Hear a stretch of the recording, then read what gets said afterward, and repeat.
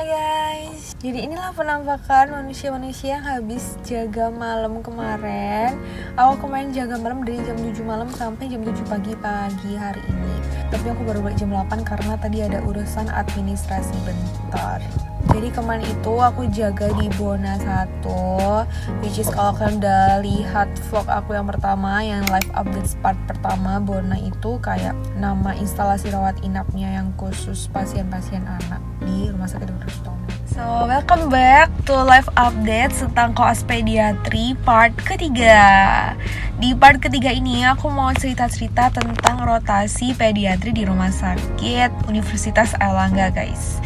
Jadi cepet aja ya guys, karena ini aku mau pulang, mau bobo. Jadi aku tuh di Rumah Sakit UNER cuman 1 minggu aja. Kita kayak dikasih kesempatan buat rotasi di sana karena kasusnya tuh lebih simpel guys. Misalnya tuh kayak ISPA, dengue fever, tifoid, diare, terus kejang. Kasusnya itu ya seputar itu aja gitu, yang mostly emang kompetensi dokter umum, which is kita itu sebagai dokter muda yang nantinya bakal jadi dokter umum ya diharapkan untuk menguasai kasus-kasus ini dengan baik sampai bisa tata laksananya. Nah, beda banget sama kasus-kasus pasien di Sutomo yang jauh lebih complicated. Kayak literally kalau di Sutomo itu satu pasien itu bisa punya lebih dari satu diagnosis. Misalnya tuh kayak DRS plus pneumonia plus sepsis plus gizi buruk dan lain sebagainya. Jadi emang banyak kasus yang sebenarnya itu kompetensi spesialis atau bahkan subspesialis sih. Kalau yang di Rumah Sakit Sutomo itu kegiatan di RSUA itu kurang lebih sama kayak waktu kita rotasi di Rumah Sakit Sutomo, tapi ada perbedaan experience di sini. Jadi tiap pagi itu kita tetap MR ya guys, MR atau morning report, tapi jamnya tuh very flexible, tergantung dokter pembimbingnya tuh kosong jam berapa. Jadi kadang tuh aku baru morning report jam 8, jam 9 pagi ya. Meanwhile kalau di Sutomo itu MR pasti jam 7 pagi gitu. Tapi kalau di Rumah Sakit UNER, sebelum kita MR, kita tuh harus swab atau visite ke pasien dulu.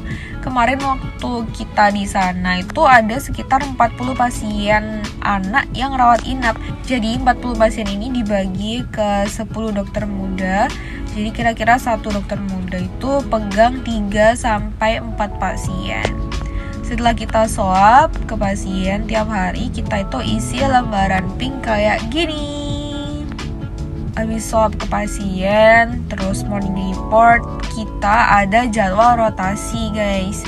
Nah, rotasinya itu dibagi ke 3 kelompok. Ada yang rotasi ke perina atau ruang bayi, terus ke IRNA atau ruang rawat inap anak, dan yang terakhir ke poli anak. Nah, aku hari pertama tuh dapat IRNA. Kalau di IRNA itu tugasnya cuma anamnesis, tanyain ada keluhan atau enggak, terus pemeriksaan fisik, terus juga TTV, cek tanda-tanda vital pasien yang ada di sana.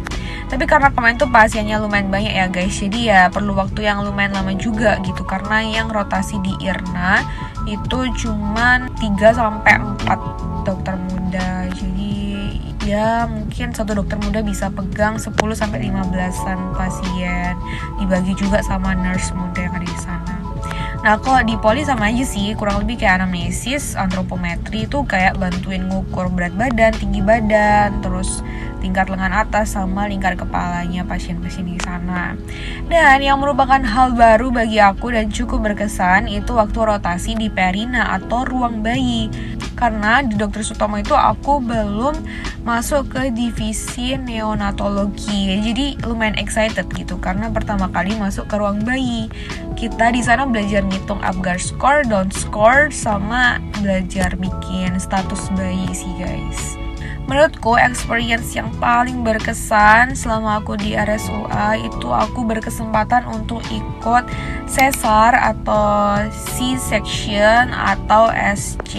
Tugas dokter muda itu sebenarnya sebagai observer aja guys, jadi cuma ngelihat, tapi juga bisa bantu resusitasi bayi baru lahir sama injeksi vitamin K dan hepatitis B0. Tapi sayang banget yang boleh masuk ke ruang operasi itu cuma satu dokter muda. Kebetulan waktu itu temanku yang masuk, jadi aku cuma ngamatin dari luar ruangan operasi aja. Dan karena berat badan bayi yang baru lahir waktu itu cuma 1,9 kilo, jadi kita nggak bisa injeksi hepatitis B0 karena berat lahirnya kan kurang dari 2 kilo. Terus selain itu kita juga ada responsi, di mana itu jadi wadah bagi kita untuk diskusi kasus-kasus yang kita dapat di sana sama dokter pembimbing kita. Kelompokku dapat 3 kasus yang dipresentasiin juga didiskusiin sekalian di sana. Itu ada ISK, infeksi saluran kemih, DHF sama typhoid fever. Waktu itu aku dapat presentasi kasus DHF grade 3. Untuk jaga, aku kedapetan 3 kali jaga selama seminggu itu. Jadi aku dapat 2 kali jaga IGD dan 1 kali jaga IRNA. Nah, kalau di RSUA yang presentasi untuk morning report itu yang jaga IRNA guys, bukan yang jaga IGD. Kabar baiknya lagi, kalau kalian jaga itu kalian dapat konsumsi guys. Jadi kayak nggak perlu bingung-bingung lagi cari makan tengah malam. Dan konsumsinya itu dapat 2 kali guys. Jadi siang itu dapat, malam juga dapat. Dan di sana tuh suasananya enak banget sih. Suasana IGD sama IRNA-nya itu juga nyaman banget kalau jaga di sana. Pokoknya selama 1 minggu itu aku benar-benar ngerasa kayak ini minggu ternyaman selama aku rotasi pediatri. Di hari terakhir rotasi, which is hari Jumat, kita cobain es krim. Es krim ini kayaknya wajib dicoba kalau kalian berkunjung ke kampus C. Soalnya teman-temanku itu yang kebetulan rotasi di RSUA itu pada update story cobain es krim ala-ala Singapura ini guys. Jadi itu kita FOMO dan kita cobain bareng sebelum Jumatan. Dan yang bikin betahnya lagi, makanan di kantin rumah sakit UNER itu enak-enak dan ramah di kantong guys. Jadi aku mau banget sih kalau disuruh rotasi di RSUA lagi.